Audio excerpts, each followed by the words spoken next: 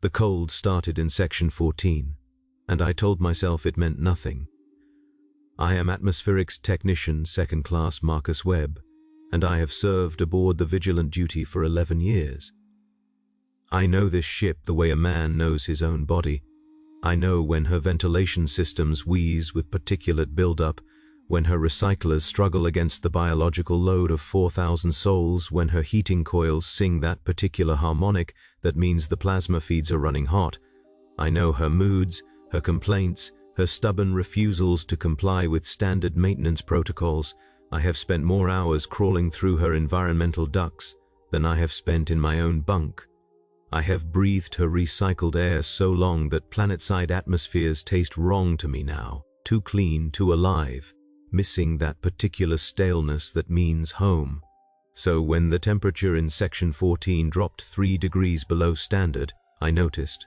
When it dropped another 2 degrees over the following shift, I logged it.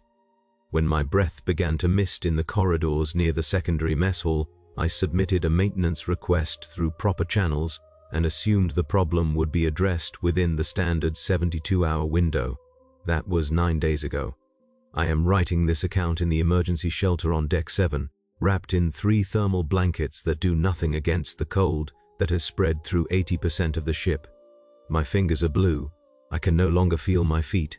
The temperature in this compartment is negative 15 degrees, and it is one of the warmest places left aboard. I am writing because someone needs to understand what happened here. Someone needs to know that this was not a malfunction. Someone needs to know that the Vigilant Duty is not broken. She is angry. The first death came on day 3, though we did not recognize it as such at the time. Crewman Thomas Rodriguez was found unresponsive in his bunk, his skin pale and waxy, his lips the color of old bruises. The ship's medicae pronounced it cardiac failure, a not uncommon occurrence among void sailors whose hearts had been strained by decades of variable gravity and recycled air. Rodriguez was 43 years old, a loader in the torpedo bays, unremarkable in every way except that he had served aboard the Vigilant Duty for 19 years without incident. His body was processed through the reclamation systems as per standard protocol. His personal effects were catalogued and stored for eventual delivery to his next of kin, a sister on some agri-world whose name I never learned.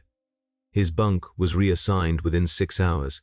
I attended the brief memorial service in the ship's chapel, not because I had known Rodriguez particularly well, but because his death occurred in Section 14. I wanted to see if anyone else had noticed the cold. Chaplain Warren Nichols spoke the standard words over a hololithic image of Rodriguez's face, commending his soul to the Emperor's light, praising his decades of faithful service, assuring us that his sacrifice in the void had earned him a place at the Golden Throne.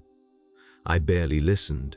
I was watching the other mourners, counting the ones who kept their hands tucked into their sleeves, noting the ones whose breath misted in the chapel air despite the heating vents supposedly running at full capacity. There were 11 of us in attendance, and 9 of us were shivering. After the service, I approached Chief Environmental Officer Patricia Dawson with my concerns. She was a stern woman in her 50s, her augmetic eye whirring as it tracked my face, her expression the practiced neutrality of someone who had heard 1,000 maintenance complaints and found them all equally tedious. I explained about the temperature variance, about the spreading cold, about Rodriguez dying in a section where the environmental controls had been running 3 degrees below standard for nearly a week. She listened without interruption, her flesh eye betraying nothing while her augmetic clicked through various scanning modes. When I finished, she pulled up the ship's environmental logs on her data slate and showed me the readings. According to the official sensors, Section 14 was running at exactly standard temperature. According to the Vigilant Duty's own monitoring systems, there was no cold, there was no variance, there was no problem. I stood there with frost forming on my uniform collar, watching my breath cloud in the air between us, and I looked at the data slate showing perfect green readings across every environmental metric. Chief Dawson told me to get some rest. She told me that void fatigue could cause sensory distortions, that 11 years of recycled air could do strange things to a man's perceptions. She told me to report to the medicae if my symptoms persisted. She told me to trust the machine spirit, which had faithfully served this vessel for 300 years. She did not tell me why her own hands were trembling, or why she kept glancing at the ventilation grates as if expecting something to emerge from them. I returned to my duties, and I began to keep my own records. The cold spread in a pattern I could not initially decipher. It moved through the ship like something alive, pooling in certain sections before flowing into others, retreating from some areas, only to return with greater intensity hours later. It avoided the bridge, the engineering core, and the officers' quarters on the upper decks. It concentrated in the crew berthing sections, the common mess halls, the recreation chambers where off-duty personnel gathered to escape the tedium of their shifts. It seemed to seek out places where people congregated, where they talked and laughed and complained about their officers and whispered about things they should not whisper about. I mapped its progression on a personal data slate I kept hidden in my locker, marking each temperature reading with timestamps and location codes. After 4 days, I saw the shape of it. After 5 days, I understood that I was looking at something deliberate. The cold was not spreading randomly, it was hunting. The second and third deaths came on day 5, both in the same shift, both in the same section. Crewmen Amanda Foster and James Chen were found in a maintenance corridor near the secondary water reclamation facility, their bodies frozen solid, their expressions locked in identical masks of terror.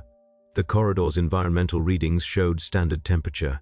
The ice crystals coating their uniforms and skin suggested otherwise. The official report classified their deaths as exposure during an unauthorized excursion into a depressurized section. The fact that the section in question had not been depressurized, that its atmosphere remained fully intact, that the hatch seals showed no evidence of breach, was noted as an anomaly requiring further investigation. The investigation was assigned to a junior officer who had 17 other anomalies on his list and no particular urgency to address any of them. I knew Amanda Foster. We had shared a duty shift for 3 years, back when I was still learning the environmental systems, back when she was teaching me how to read the subtle signs of atmospheric distress that the sensors sometimes missed. She had been kind to me in that distant way that veterans are kind to newcomers, sharing knowledge without warmth, building competence without friendship.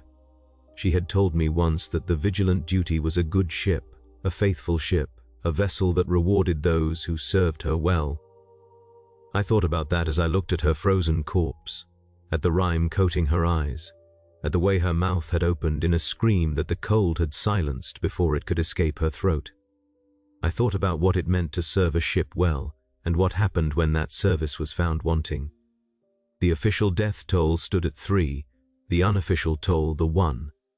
Tracked in whispered conversations and fearful glances, was climbing toward 20. People were going missing in the cold sections. They would enter a corridor and fail to emerge from the other end. They would step into a maintenance shaft and never report for their next shift. They would close their eyes in their bunks and never open them again. Their bodies discovered hours later, frozen solid despite the thermal blankets wrapped around them. Command acknowledged a minor environmental variance and ordered the affected sections sealed until repairs could be completed. They did not acknowledge that the affected sections now encompassed nearly a third of the ship. They did not acknowledge that the repairs had been attempted 7 times and had failed 7 times, that the replacement heating coils burned out within hours of installation, that the environmental technicians who attempted the repairs reported their tools freezing in their hands, reported ice forming on exposed skin within minutes, reported hearing sounds in the ventilation ducts that did not match any known mechanical operation. I was one of those technicians. I heard those sounds. I felt that cold, the way it seemed to have weight and presence, the way it pressed against me like something with intent.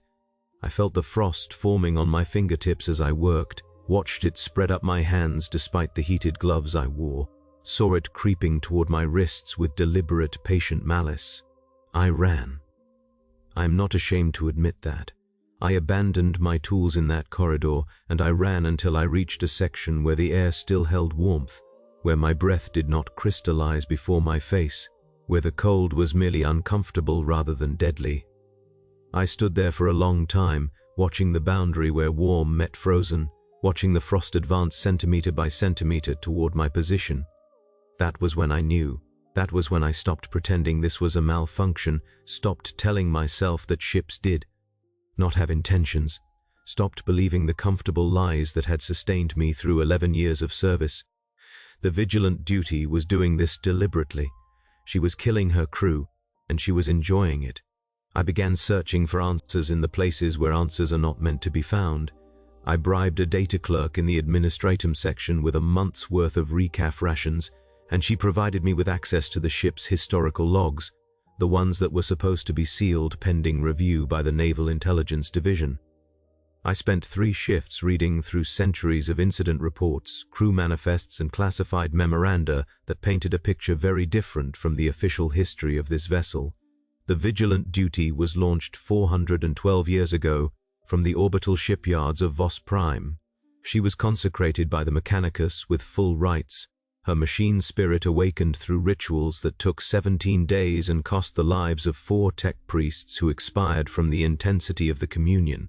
She was blessed by an ecclesiastical delegation, anointed with sacred oils, inscribed with prayers of protection and loyalty along every corridor and bulkhead. She was pronounced a faithful servant of the Imperium, a vessel worthy of bearing the Emperor's soldiers into battle against his enemies. What the official histories did not record was what happened 37 years after her launch, during a routine patrol along the Damocles Gulf. What the sealed files documented in clinical detail was an incident involving her original crew, all 6,000 of them, and what the ship's machine spirit did when it judged them unworthy.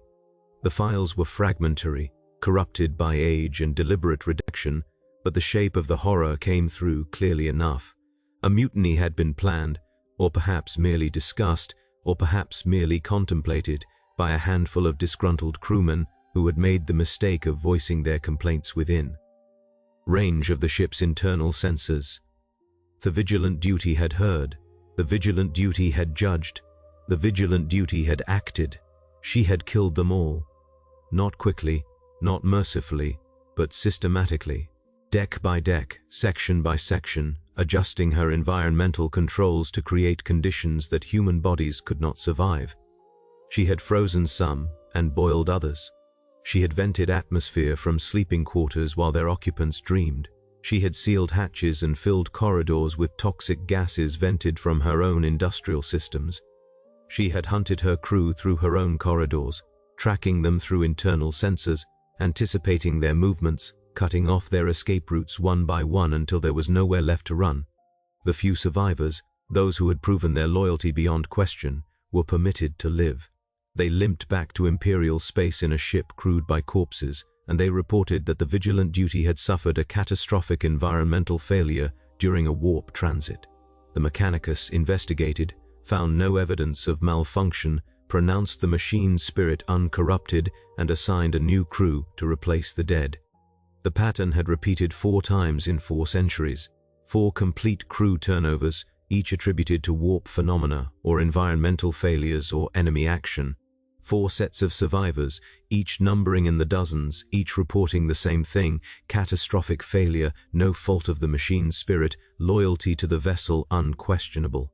I sat in my quarters with this data slate in my hands, reading about the deaths of 23,000 people across 4 centuries, and I understood with terrible clarity what was happening now. The Vigilant Duty was awake again. The Vigilant Duty was judging again. The Vigilant Duty was killing again, and someone aboard this ship had woken her up.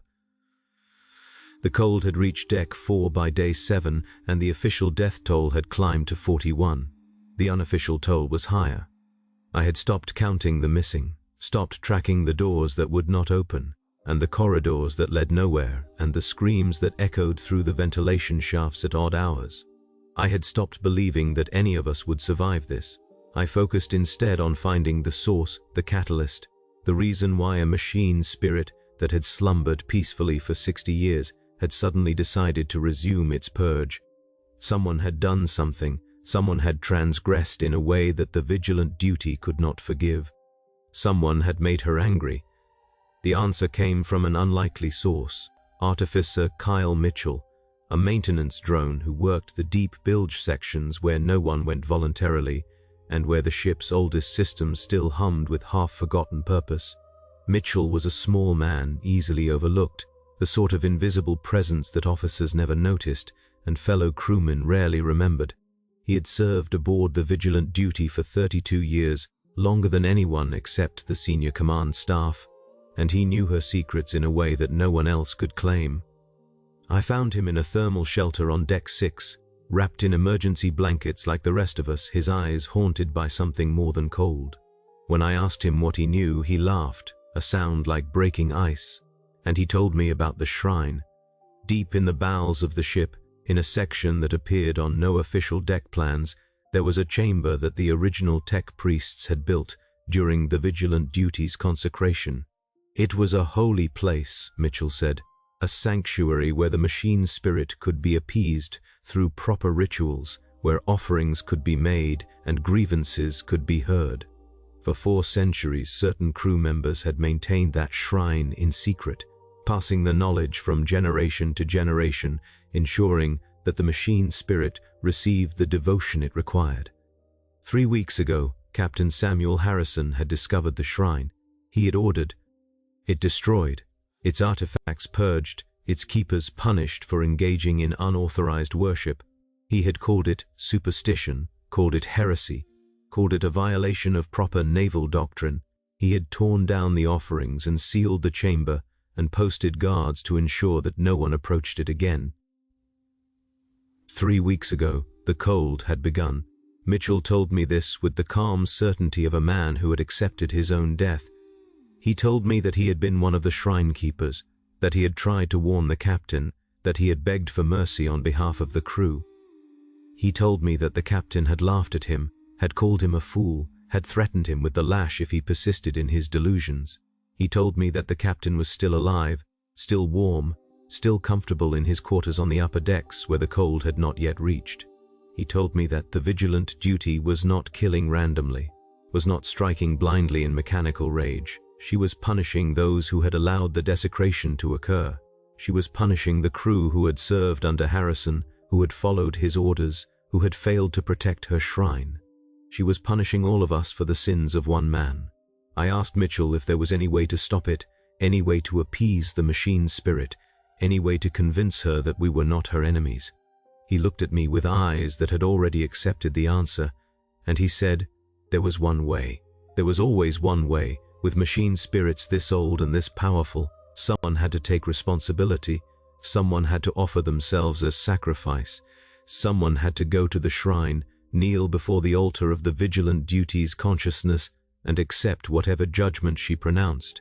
He said he had tried. He said he had crawled through frozen corridors, fought his way past sealed hatches, pushed through cold that should have killed him a dozen times over. He said he had reached the shrine chamber only to find it empty, its altar shattered, its holy relics scattered across the deck like garbage. He said the captain had not merely destroyed the shrine, he had desecrated it, urinated on the altar stones, carved obscenities into the sacred metalwork that bore the ship's name. He said the Vigilant duty would not stop until Harrison was dead. He said she would kill every last one of us if that was what it took to reach him. He said we were already dead. All 4,000 of us, casualties of one man's arrogance and one ship's wounded pride. Then he unwrapped his blankets and showed me his hands, black with frostbite to the wrists, the fingers already beginning to slough away from the bone. He had lost them reaching the shrine. He had lost them trying to save us, and it had not been enough. I left Mitchell in that thermal shelter, knowing I would never see him alive again. I left with a new purpose. A desperate plan that was probably suicide but was better than waiting in a shelter for the cold to find me. If Harrison was the source of the Vigilant duty's rage, then Harrison had to be dealt with. If his death could save the rest of us, then his death was a price I was willing to pay. The journey to the command section took 6 hours. It should have taken 20 minutes, but the ship had rearranged herself, sealing passages that had been open for decades, opening routes that led through frozen hell zones where the temperature dropped below what any survival gear could handle. I crawled through ventilation shafts and maintenance corridors, squeezed through spaces that should not have accommodated a human body, ran across open deck sections where the frost was so thick it crackled under my boots like shattered glass. I saw things in those cold zones that I do not want to describe. I saw crew members frozen in the act of running, their bodies preserved in perfect detail, their expressions locked in terminal horror. I saw frost patterns on the walls that formed shapes, faces, eyes that seemed to track my movement. I saw hatches that sealed themselves behind me, forcing me forward, herding me towards something I could not yet see. I heard the ship groaning around me, not the familiar sounds of stressed metal and thermal expansion, but something else, something that sounded almost like laughter. The vigilant duty knew I was coming, she knew where I was going, and she was letting me through. That realization terrified me more than the cold. If she wanted to stop me, she could seal me in a corridor and drop the temperature until I froze. She could vent the atmosphere from whatever section I occupied. She could do 100 things to end my journey before it reached its destination. But she did not. She opened paths for me. She guided me through her frozen labyrinth. She wanted me to reach Harrison. I understood then that I was not the hero of this story. I was the instrument. I was the weapon she had chosen to execute her judgment. The command section was warm, obscenely warm after hours in the frozen depths. The temperature differential hit me like a physical blow, sending me to my knees in a corridor that felt like a furnace compared to what I had endured. I knelt there for long minutes, feeling the ice in my joints begin to thaw, feeling the sensation return to extremities that had gone numb hours ago, feeling the vigilant duty humming around me with what might have been satisfaction. Captain Harrison's quarters were 3 corridors away. I walked toward them on legs that felt like they belonged to someone else, past crew members who stared at me with confusion and alarm, past security stations that should have stopped me but did not, past every obstacle that the chain of command placed between enlisted men and their commanding officers. No one challenged me, no one interfered. The ship had decided that I would reach Harrison, and nothing human could override that decision. I found him in his private dining chamber, alone, eating a meal that would have fed a family of hive workers for a week. He looked up as I entered, his face registering annoyance rather than alarm, his hand reaching for the comm panel that would summon security rather than for the pistol that hung at his belt. I told him what I had learned. I told him about the shrine, about the machine spirit, about the 400 years of cullings that had preceded his command. I told him about Mitchell's frozen hands and Foster's frozen screams and the 100 other deaths that his arrogance had caused. I told him that the vigilant duty wanted him dead and that I had been chosen to carry out her sentence. He laughed at me. He actually laughed, a sound of genuine amusement, as if I had told him a particularly good joke. He called me delusional, called me a heretic, called me a traitor to the Imperial Navy and its traditions. He said that machine spirits were superstition, that ships were tools, that the cold was a malfunction that his engineers would repair as soon as they finished their current assignments. He said he would have me flogged for entering his quarters without permission, shot for threatening a superior officer, spaced for spreading seditious rumors among the crew. Then the temperature in the room began to drop. It happened slowly at first, so slowly that Harrison did not notice, still ranting about discipline and duty and the proper respect owed to commanding officers. But I noticed. I watched the condensation form on the viewports, watched the frost begin to creep across the deck plating, watched Harrison's breath begin to mist in the air before his face. He stopped talking when he saw the ice forming on his meal, coating his food in a crystalline shell that spread before his eyes. He stopped laughing when he felt the cold pressing against him, not the gradual chill of environmental failure, but the sudden, crushing cold of deep void, the cold that no heating system could counter, the cold that the vigilant duty had been spreading through her lower decks for days. She had been holding back, I realized. She had been playing with us, testing us, separating the loyal from the disloyal. Now she was done playing. Now she was ready to finish what Harrison had started. The captain screamed as the frost climbed his legs, as his flesh went white, and then blue, and then black, as the ice crept up his body with terrible patience. He screamed for help, screamed for his guards, screamed for the Medicae and the tech priests and the Emperor himself to save him. No one came. The door had sealed behind me when I entered, and it would not open again until the vigilant duty decided it was time. I watched him die. I watched the ice take him piece by piece, watched his screams become whimpers and then silence, watched his body freeze solid in his chair while his meal sat untouched before him. I watched, and I felt nothing but cold satisfaction that mirrored the cold around me. When it was over, when Harrison was nothing but a frozen statue in a captain's uniform, the temperature in the room began to rise. The frost retreated from the walls, the ice sublimed from the surfaces, the air warmed until I could breathe without pain. The door behind me hissed open, revealing a corridor that was merely chilly rather than deadly. I stood there for a long moment, looking at what remained of Samuel Harrison, and I wondered if it was over. I wondered if the vigilant duty had gotten what she wanted, if her rage was spent, if the rest of us would be allowed to live. Then I heard the voice. It came from everywhere and nowhere, from the walls and the deck and the air itself, a voice that was not human but that spoke with terrible clarity. It spoke directly into my mind, bypassing my ears entirely, filling my consciousness with words that were not words and meanings that were not meanings. It spoke, and I understood. The vigilant duty was not satisfied. Harrison was dead, but his death was not enough. The shrine had been destroyed, and it could not be rebuilt. The sacred connection between crew and vessel had been severed, and it could not be restored.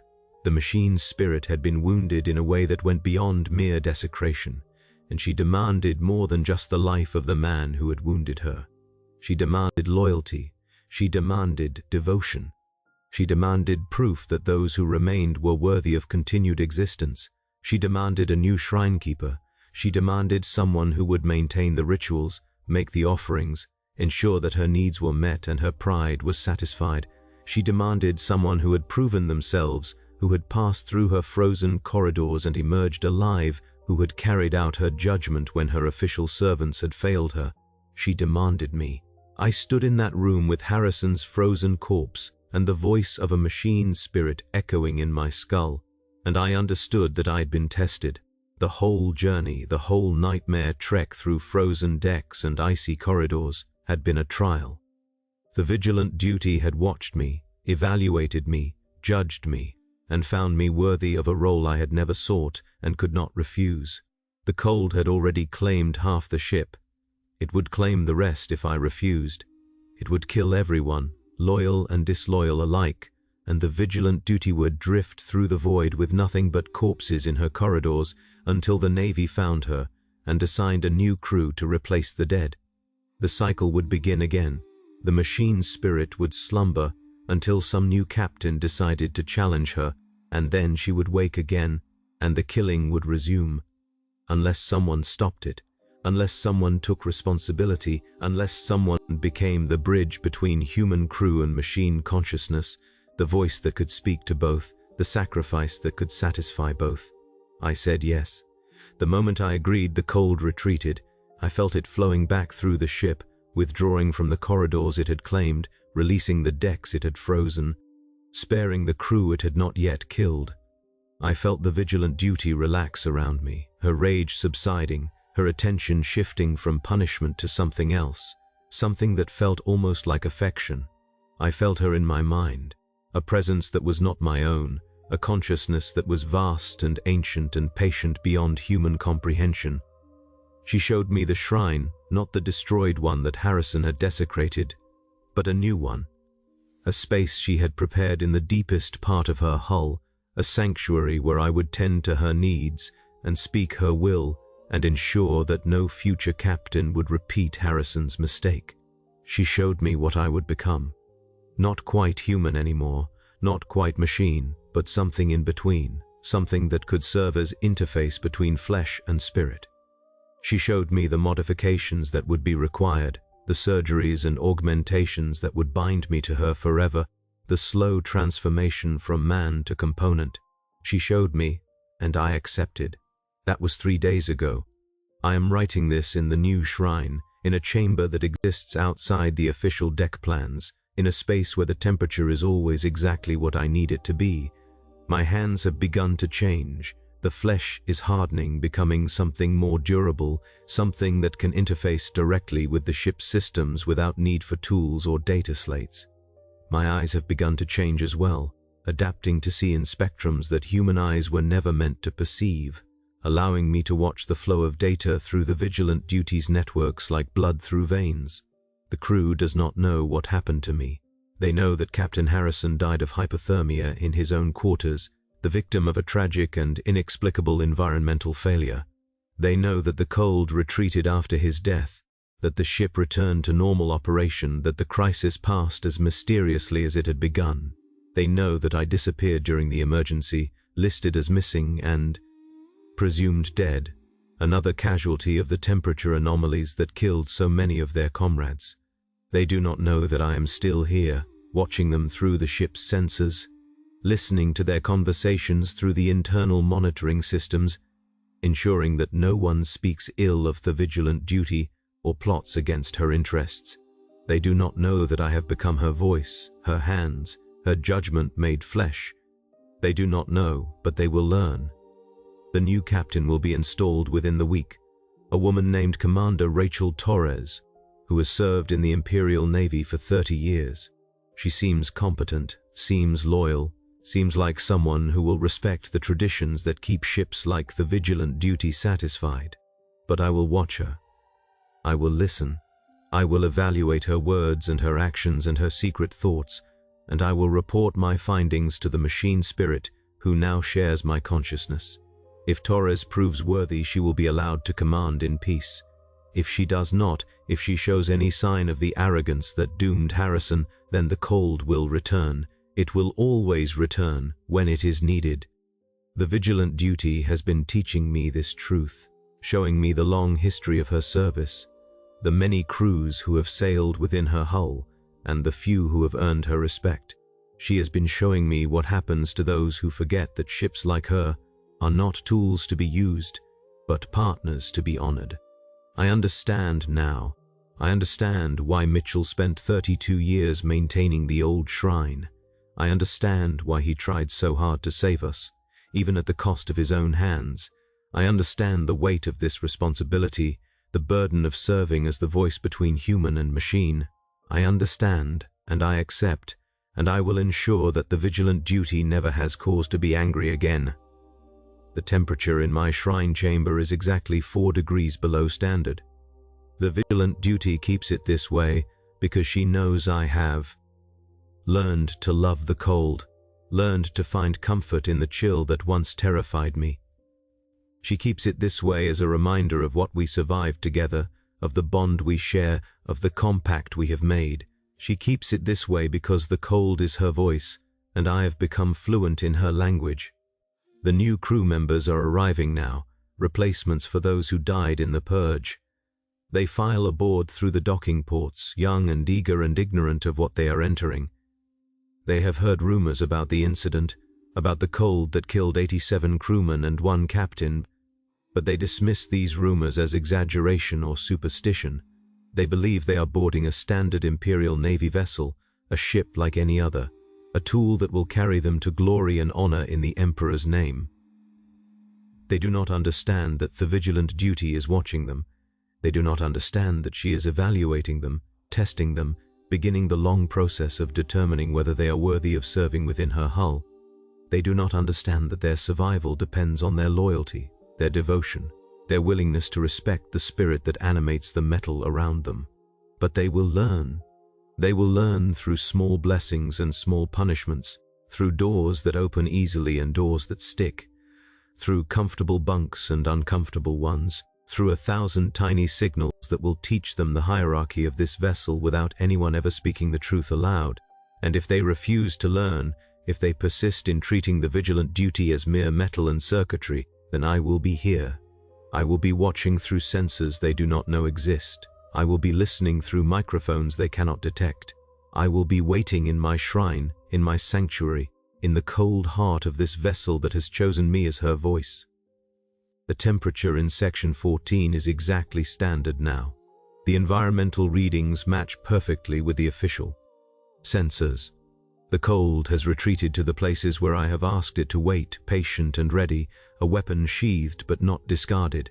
When I close my eyes, I can feel the entire ship around me, every corridor and compartment, every bulkhead and deck plate.